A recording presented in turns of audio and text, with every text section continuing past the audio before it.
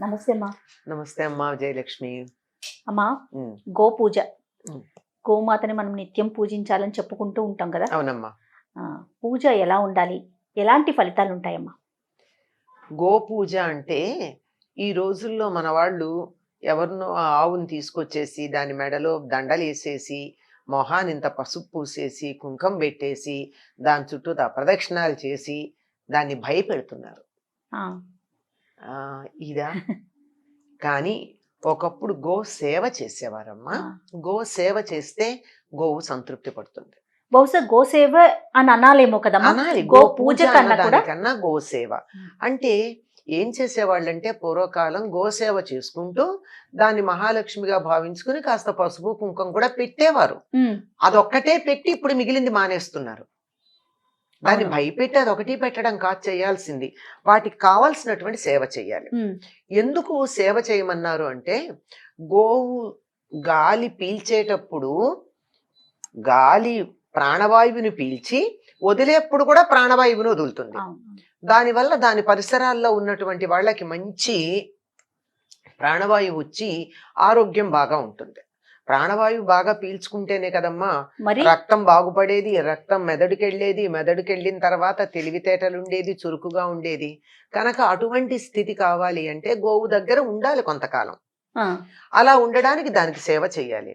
దానికి సేవ చేయాలంటే దానికి చాలా ఇష్టమైన పని ఏమిటంటే ఆ గోవు పెద్దగా చలి తట్టుకోలేదు. ఉహుం, దానికి నీళ్లు పోస్తే కూడా అది కొంచెం చికాకు ఆ, పడుతుంది. అందుకని దానికి పూర్వకాలం అయితే వరిగడ్డి తీసుకుని దాంతో ఒళ్ళంతా తుడిచేవాళ్ళు, చాలా శుభ్రపడిపోయేది. ఆహా, దానికి గంగడోల్ని ఇలా నిమిరితే చాలా ఇష్టం. ఆహా. ఇది చాలా మందికి తెలియదులేండి. కుక్క పిల్లల్ని అయితే తీసి చెవుల వెనకాల ఇట్లా ఇట్లా అని అబ్బా మా కుక్క ఎంత హాయిగా ఉంటుందో అంటారు తప్ప ఆవుకైనట్టయితే గంగడోలు ఆహా, చాలా ఇది. దానికి గంగడోలు నిమరాలి. ఆ, ఇది మనం చేయదలుచుకుంటే. నిజానికి ఇది చేస్తే సరిపోయిందా? కాదు. ఆ, ఏం చేయాలి? దానికి కావలసిన గడ్డి ఆహారం. పెట్టాలి, ఆ, నీళ్ళు ఇవ్వాలి, తగిన వాతావరణం ఉండాలి, దాన్ని స్వేచ్ఛగా తిరగనీయాలి. అది చాలా ఒక చోట గాని నిలబెట్టేసినట్టయితే కాళ్ళు గుదులు కట్టాయి అంటారు, అంటే కదలకుండా జామ అయిపోతాయి. అట్లా కాకుండా వాటిని యథేచ్ఛగా తిరగనివ్వాలి. ఇవన్నీ చేస్తే దాన్ని గోసేవ అంటారు. ఇది నిజమైనటువంటి పూజ. కానీ మనం ఇందాక నేను అన్నానే ఈ పసుపు పసుపు కుంకాలు కుంకుమ మొహాన పెట్టేసి. పెట్టి ఆ వెనకాల పృష్ఠభాగాన్ని దాన్ని తట్టి దానికి ప్రదక్షిణాలు చేసి ఇదా ఉమ్, అది కంగారు పడుతోంది. ప్రదక్షిణం చెయ్యకూడదంటలేదు, పసుపు కుంకం పెట్టకూడదంటలేదు. అది మాత్రమే కాదు, ఉమ్, దానివల్ల ఏం ఫలితం వస్తుంది? ప్రత్యక్షమైనటువంటి ఫలితం ఏమిటంటే మంచి ప్రాణవాయువు లభ్యమవుతుంది. తర్వాత గోమూత్రం ఏదైతే ఉందో ఆ గోమూత్రం రకరకాలైనటువంటి ఇన్ఫెక్షన్స్ అన్ని పోగొడుతుంది. ఉమ్, ఉమ్, గోమయం అది కూడా చాలా రకాలైనటువంటి బ్యాక్టీరియా మొదలైనటువంటి సూక్ష్మక్రిములని రానియ్యదు. ఉమ్, ఇంకా ఆవు పాలు గనక తీసుకున్నట్టయితే మనలో ఆత్మవిశ్వాసం పెరుగుతుంది. దేశీయమైనటువంటి గోవు తాలూకు నెయ్యి గనక అయినట్టయితే 4500 5000 దాకా ఉంది అందులో పైచిలికి. గిర్ వాటికి సంబంధించి అయితే.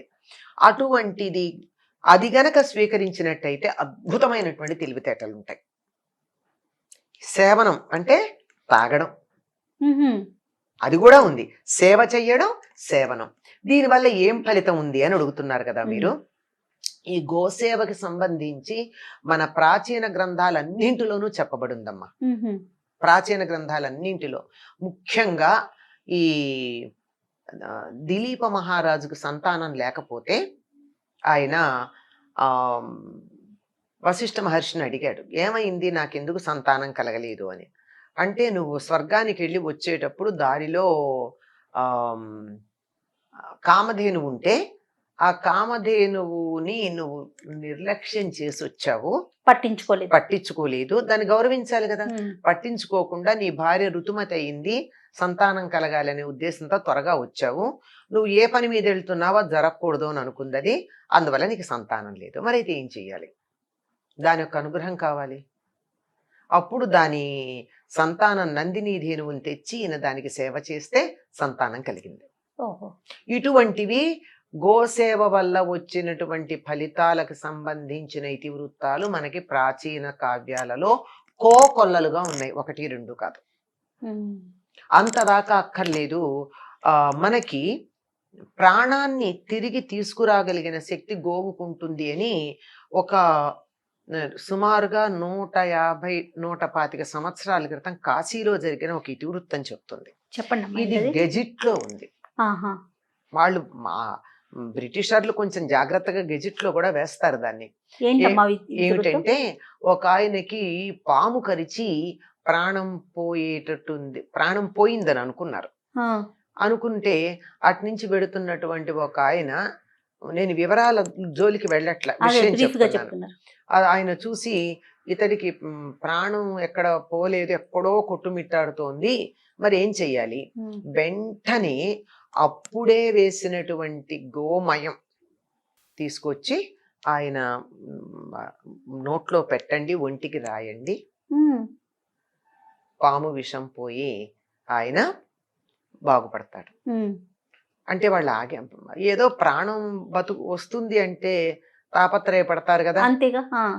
దానికి ముందర ఆవు పంచితం తెచ్చారు, శుభ్రం చేశారు, ఆ గోమయం ఎదురు చూస్తున్నారు, అప్పుడే వేసింది అవ్వాలి, ఆ వేడిగా కూడా ఉండాలి, అది తీసుకొచ్చి పెట్టారు. నెమ్మదిగా అతడిలో కదలికొచ్చి విషం హరించబడి బతికాడు అన్నది అది వాస్తవంగా జరిగినటువంటి సంఘటన అని రిజిస్టర్ అయ్యింది.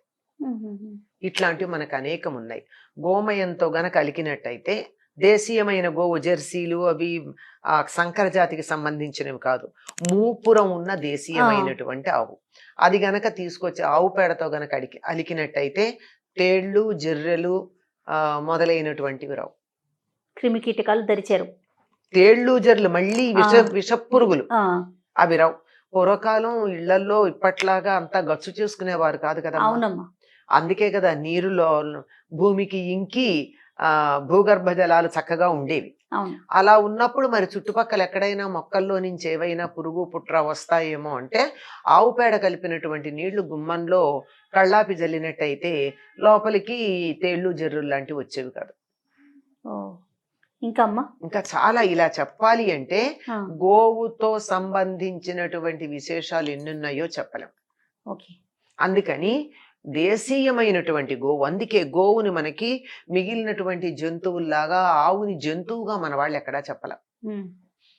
ఆవును ఒక ప్రత్యేకమైనటువంటి జీవిలాగానే మనం పూజనీయమైనటువంటి దానిగానే చెప్పడం జరిగింది, కానీ దాన్ని గేదెలు గొర్రెలు లాగా చెప్పడం జరగలేదమ్మా. అవి కూడా పాలిస్తాయి కాదనలా, వాటి పాలు తాగుతారు. వాటికి ప్రత్యేకంగా గేదె పాలను ఉపయోగించే మందులు కొన్ని ఉన్నాయి, చాలా తక్కువ, అవి కూడా ఉన్నాయి. అట్లా అక్కడ గేదె కావాలి, అక్కడ ఆవు కాదు. అట్లా దేని విలువ దానికే ఉంది, కానీ ఇది మాత్రం మనం దేవతా స్వరూపంగా భావించుకుంటాం. అమ్మ, పూర్వకాలంలో మనం చూసుకుంటే గోశాలలు ఆలయాల్లో కావచ్చు, లేకుంటే విడిగా రైతన్న ఉన్నాడంటే ఆయనకు ఒక గోశాల ఉండేది, తప్పనిసరిగా ఉండేది. ఆ సంఖ్య కొంచెం తగ్గింది అనుకుంటే మీరేమంటారు దానికి? కొంచెం తగ్గడం ఏంటమ్మా, చాలా తగ్గిపోయిందమ్మా. ఒకప్పుడు పాడి అంటే ఆవు పాడి ఉండేది. పైగా గోశాలే కాదు, గోచార భూములను ఉండేవి. అవి గోచార భూములు అంటే ఆవులు వెళ్ళి మేసి రావడానికి పనికొచ్చేటటువంటి స్థలాలు. ఇప్పుడు వాటన్నిటిని మనం ఏం చేస్తున్నాం, వనాచార అని చెప్పి దాన్నే వనచర కాస్త బంజరయ్యి బంజరు భూములు అని చెప్పి అది ప్రభుత్వం అధీనంలో తీసుకుని ఏదో రకాలుగా దాన్ని వేరే వినియోగిస్తున్నారు. ఆవులు తినడానికి పనికొచ్చే, ఆవులు తిరిగి మేత మేయడానికి పనికొచ్చేటటువంటి స్థలాలు లేనటువంటి పరిస్థితి వచ్చింది. వాటిని ఇందాకే చెప్పాను, వాటిని తిరగనివ్వాలి, లేకపోతే కాళ్ళు ఇలా కాళ్ళు గుదికట్టాయి అంటారు, అంటే జామ్ అయిపోతాయి. అట్లా కాకుండా ఉంటేనే అది బాగుంటుంది. అది ఎండలో తిరగాలి, సూర్యరశ్మి పడాలి దాని మీద. ఆవు పైన ఉండేటటువంటి మూపురం ఉందే, ఆ మూపురంలో సూర్యకేతు నాడి అని ఒకటి ఉంటుంది. ఆ నాడి ద్వారా సూర్యుడి నుంచి వచ్చేటటువంటి హిరణ్యవర్ణమైన ఆ హిరణ్య సంబంధమైన అంటే బంగారు సంబంధమైన కిరణాన్ని గ్రహిస్తుంది. అది గ్రహించటం వల్లే ఆవు పాలు పచ్చగా ఉంటాయి. అది ఆవు పాలు తాగితే మనకి ఆ బంగారం మన శరీరానికి ఎంత కావాలో ధాతువు అంత అందుతుంది, వేరే వాటికి అందదు. అట్లా అసలు చెప్పుకోలేమేమో బోస్, అన్ని ఉన్నాయి. అసలు దీనికి సంబంధించి గోవుకు సంబంధించినటువంటి విశేషాలు చెప్పాలంటే దానికి ఇంతంతలావు పుస్తకాలు, భారతంలో ఉన్నవన్నీ ఒక చోట, రామాయణంలో చెప్పబడిన ఒక చోట, ఇతర పురాణాల్లో చెప్పబడినటువంటి ఒక చోట గోవు యొక్క మహత్వం చెప్తూ దీనికి అదిగో ముఖాన వాళ్ళు ఉంటారు, మూపరంలో వీళ్ళు ఉంటారు అని సమస్తమైన దేవతలు గోవు శరీరంలో ఉన్నట్టే చెప్పారు.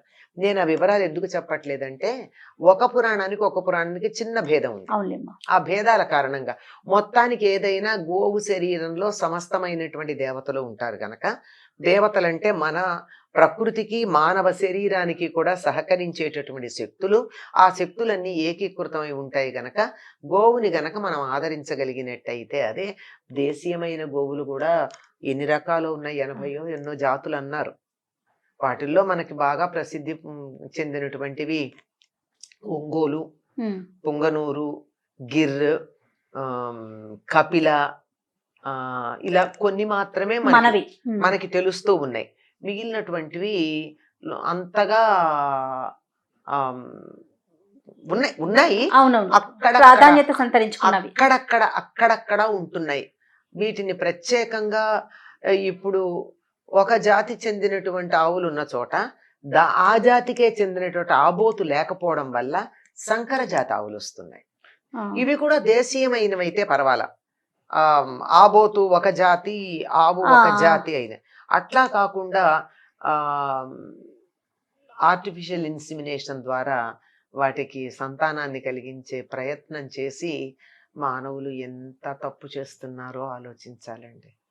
కరెక్ట్ అమ్మా. చాలా చాలా బాధాకరమైన మన సంపద కదా. అది కాదు అక్కడ ఎంత, నేను చెప్పేది ఇమోషనల్ మిస్టేక్ ఏంటంటే, మానవులకేమో ప్లెజర్ కావాలి, సంతానం వద్దు, జంతువులకేమో సంతానం కావాలి, ప్లెజర్ వద్దా? ఎంత దారుణమైనటువంటి విషయం అది. అది ఆలోచించద్దు కదా. వాటిని చక్కగా ఒక ఆవుని ఆబోతుతో కలిసినప్పుడు వచ్చేటటువంటి సంతానం, దానికి ఉండే ఆ ఇమోషనల్ వాల్యూ కూడా ఉంటుంది కదమ్మా, అది లేకుండా అవుతుంది. ఇలా చెప్పాలంటే వాటికి సంబంధించి దానివల్ల వచ్చే ఫలితం, ఒక్క గోమయానికి ఉన్న విలువ, గోమూత్రానికి ఉన్నటువంటి విలువ. గోవుల్ని ప్రోత్సహించాలి, గోవుల్ని పెంచాలి, గోమాతని పూజించాలి. తప్పనిసరిగానమ్మా. భారతీయులకి ఆత్మవిశ్వాసం లేకపోవడానికి, ఆత్మగౌరవం లేకపోవడానికి, బానిసలుగా మారిపోవడానికి, విదేశీయులకి, విజాతీయులకి, విధర్మీయులకి మనం నమస్కారం చేసి మన సంగతి మనం మర్చిపోవడానికి కారణం గో సంపద లేకపోవడమే. ఖచ్చితంగా మార్పు తెచ్చుకోవాలమ్మా. నమస్తే. నమస్తే.